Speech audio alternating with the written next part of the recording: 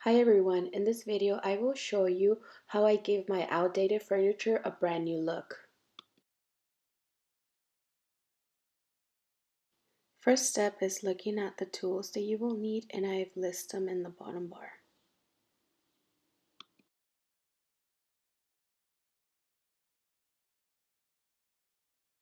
Second step is removing all items like you see me doing.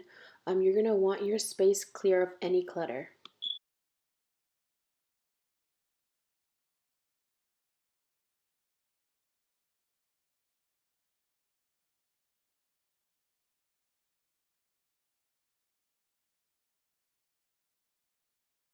Next step is to disinfect your furniture and let it dry completely. In my next step, I'm unrolling and measuring the marble adhesive. Later on, you kind of see me placing a book on top to keep it stable.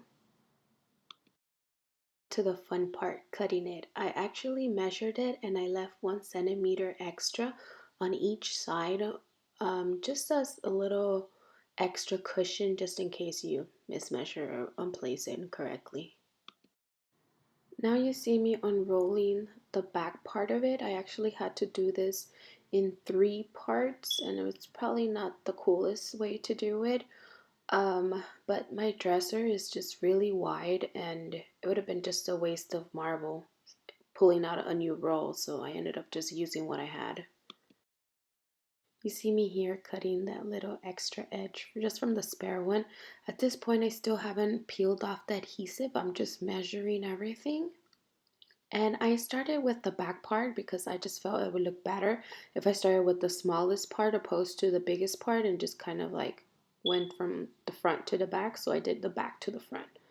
So here I'm just placing the marble adhesive, and I'm using this little spatula and just pressing very firmly, and then I continue doing that. It's very basic. The hardest part is just making sure that you have no bubbles, and if you find any bubbles, just keep going back and pressing down until the bubbles are pretty much gone.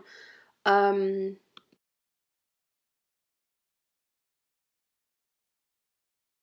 To me, the priority was the front, so that's why I chose the bigger part in the front.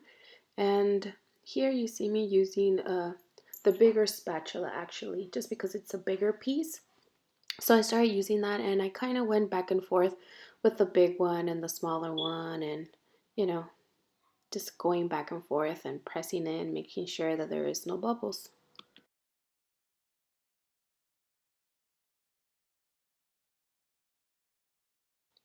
After I finished, I went back to each corner and just pressed down firmly because those are the ends that always end up like lifting up. Next, you see me putting all my nice stuff, and you could see the difference on how like beautiful it looks. I just made and brightened the room way more than just the brown basic furniture. I also did it on my IKEA Alex store, and that's white furniture, and it just looks really nice. I like the combination of both of them. I hope you guys enjoy this video, and just remember that I post videos every Friday.